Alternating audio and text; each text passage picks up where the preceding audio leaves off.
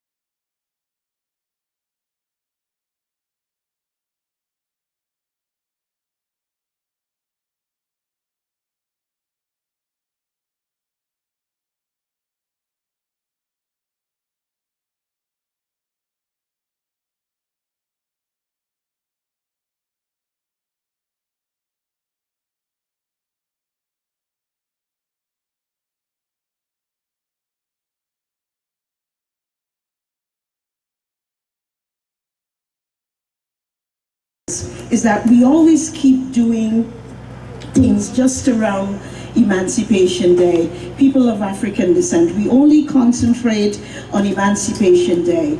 But our celebration, our history is not just one day.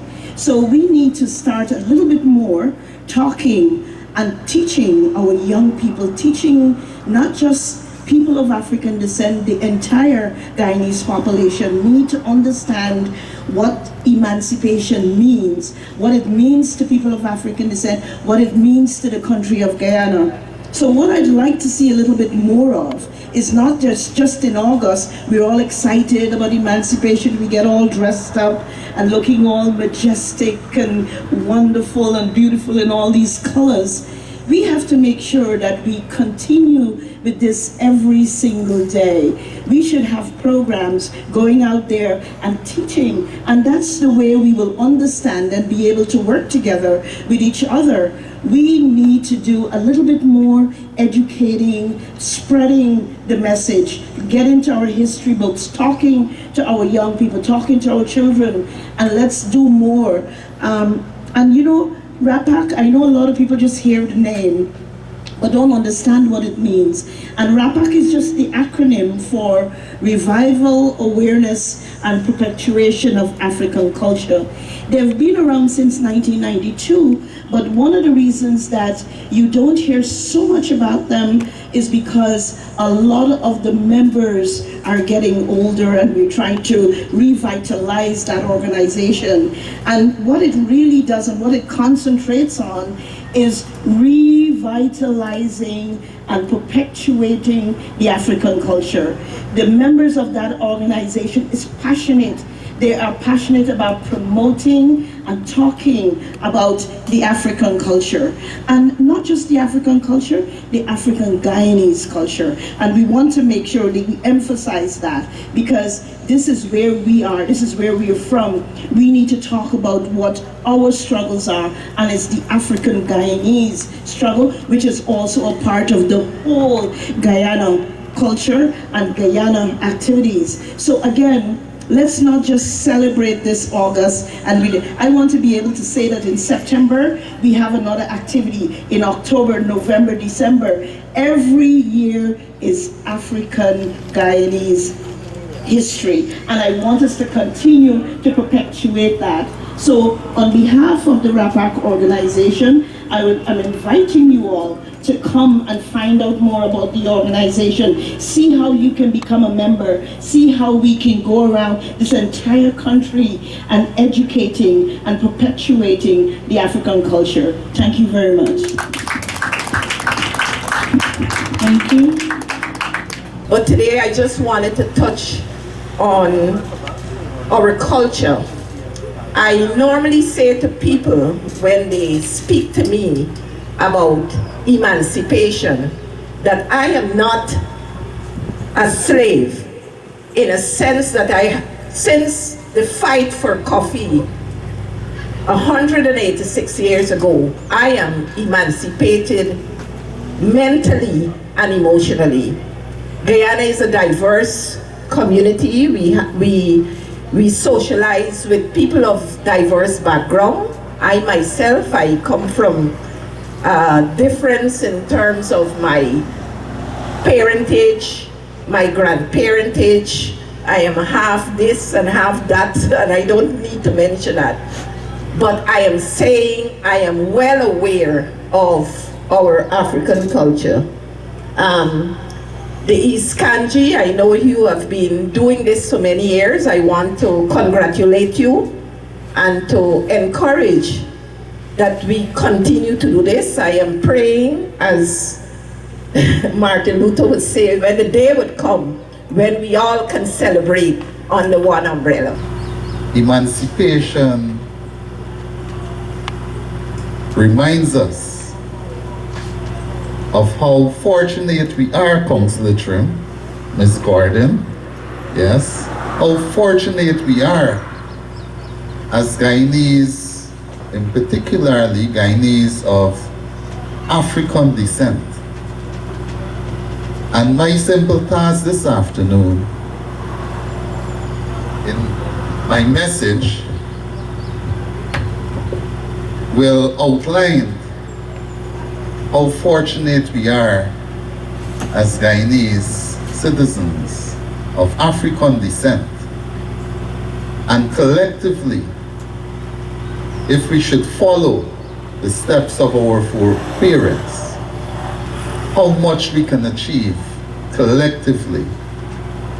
I'm seeing Ms. Nanda, Principal Personnel Officer, in our midst.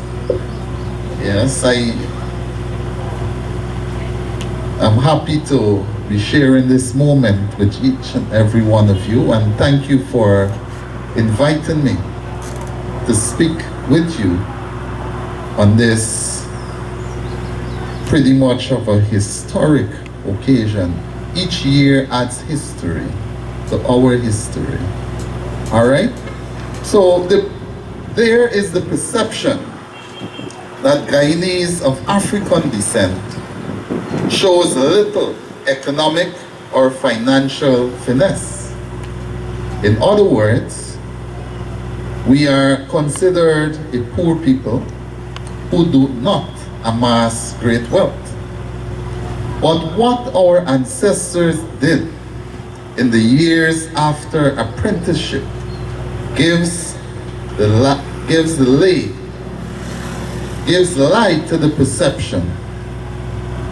Following the end of slavery in the British Empire on August 1st, 1838, there was a further 4 years or so-called apprenticeship imposed on the Africans. These Africans were from the British colonized Caribbean islands in the Central American colony. British Honduras in the South African colony of British Guyana, now known as the Cooperative Republic of Guyana. This period of apprenticeship by the British government was ended on August 1st, 1838. During the apprenticeship period, the formerly enslaved Africans, our forefathers, were forced to remain on the plantations of their enslavers and work without pay for 40 hours a week, and then paid a pittance for any work over 40 hours. Despite this trickery, the Africans managed to save from the pittance they were paid.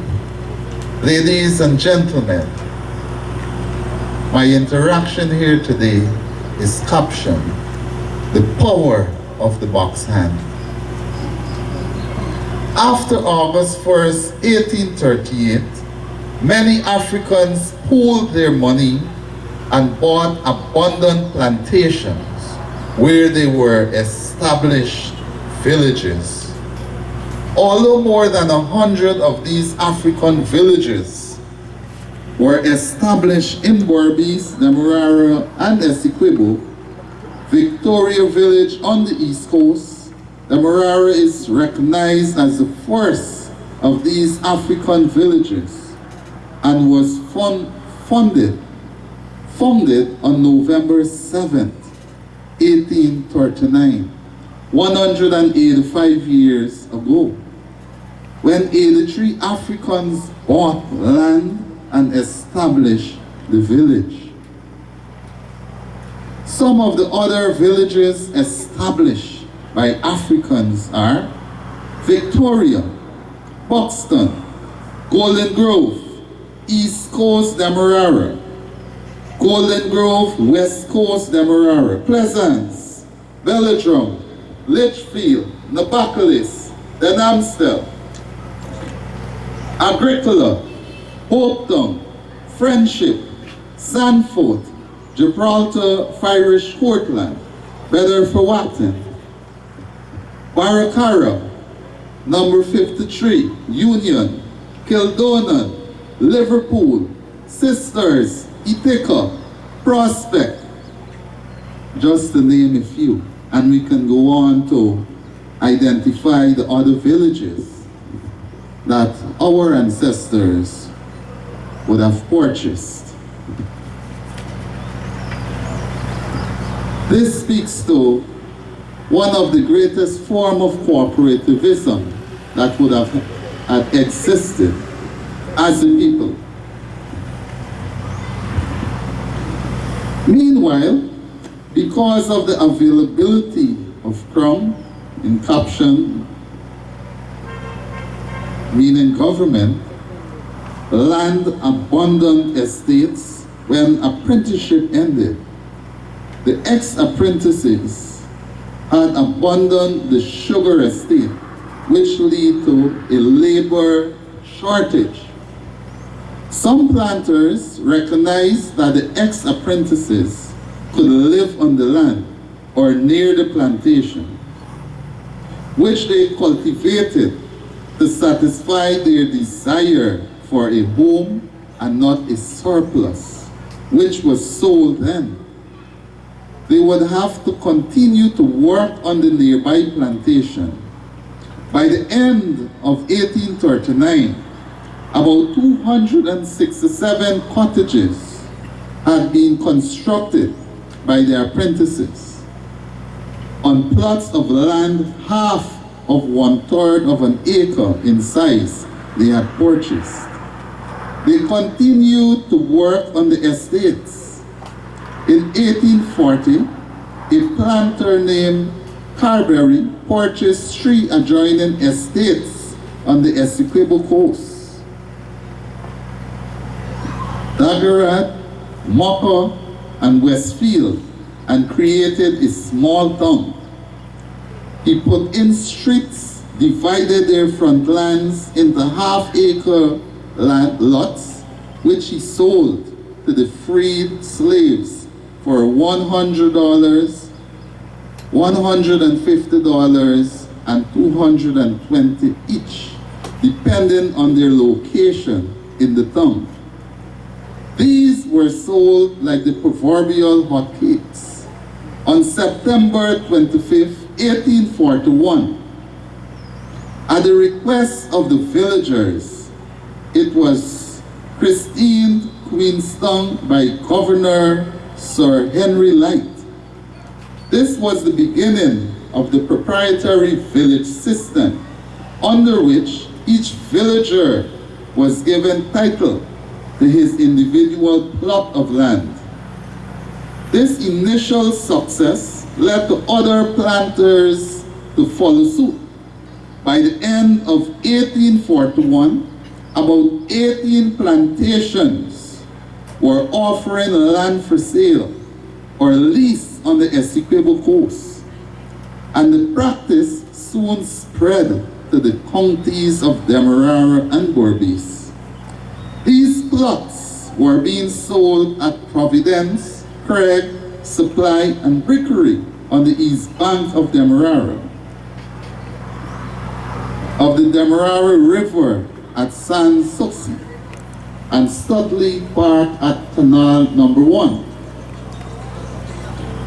On the west bank and the Namsel, Good Hope and Ruby on the west bank of the Demerara River.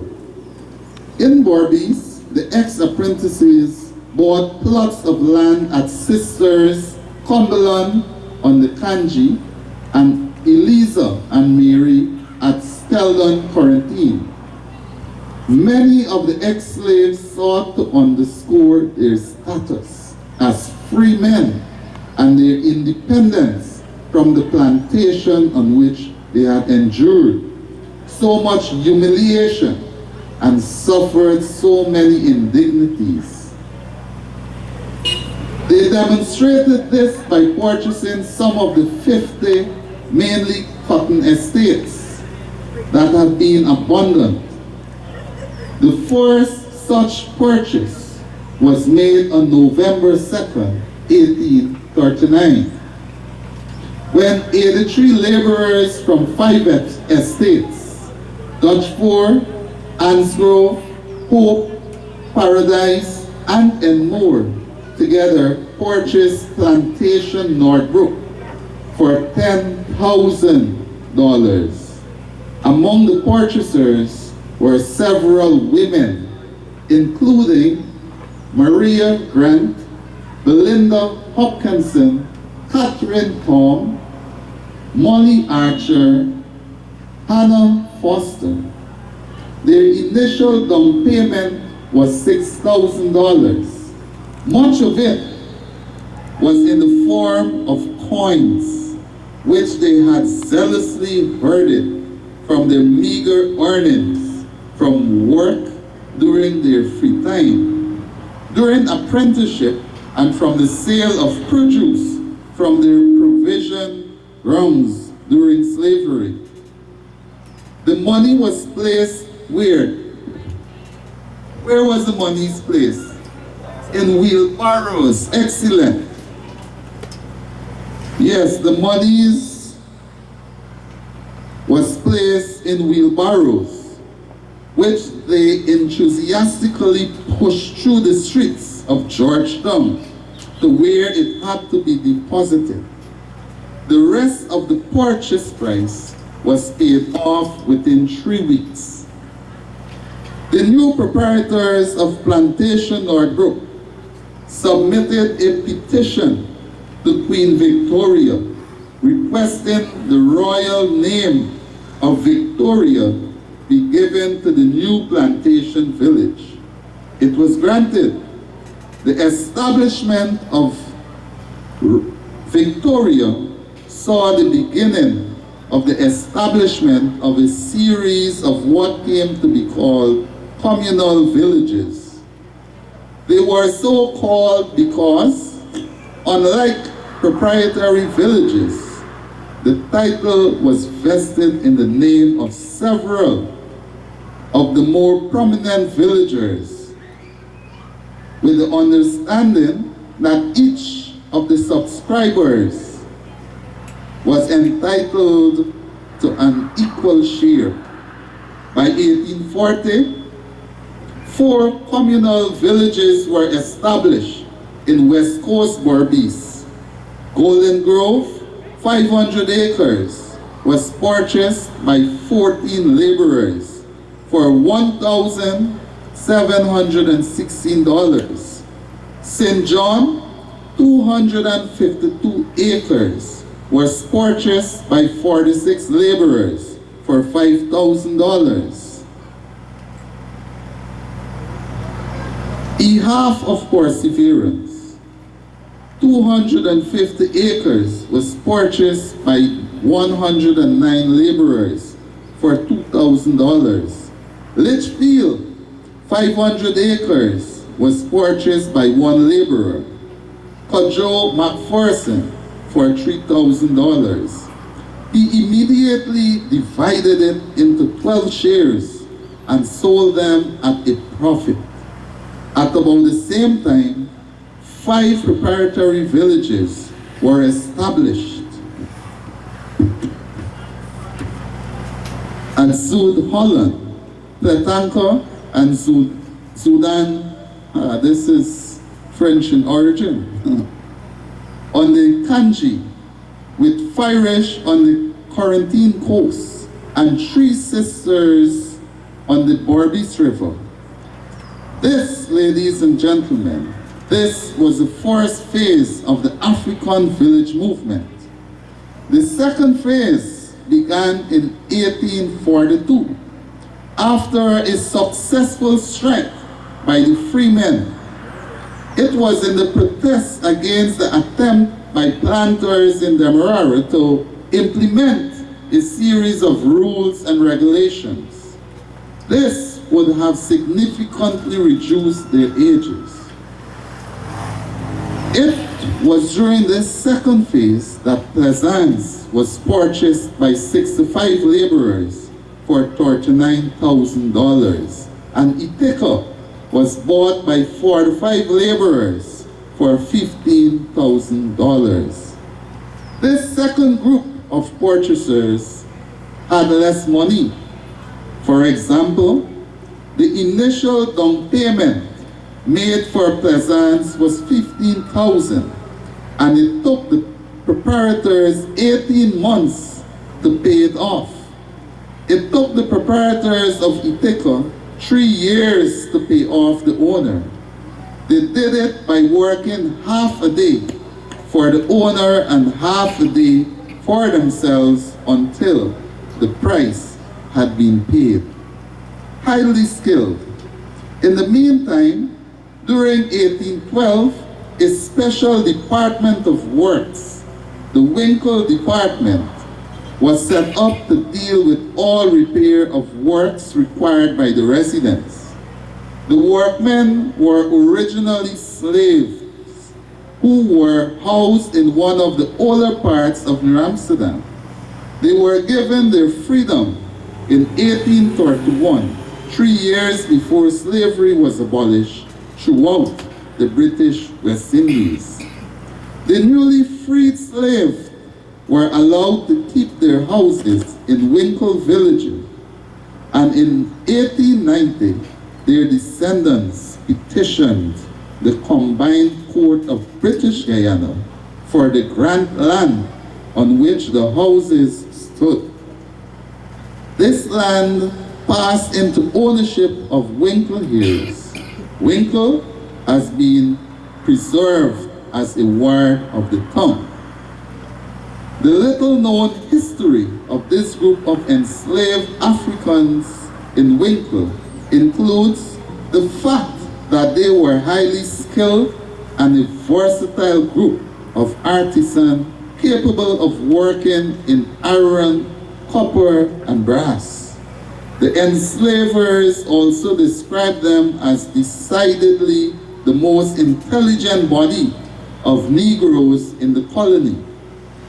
Their skill as artisans was exploited by government through the Winkle Department, as well as private citizens, because they were hired out to work on plantations, while the British government pocketed the money they earned.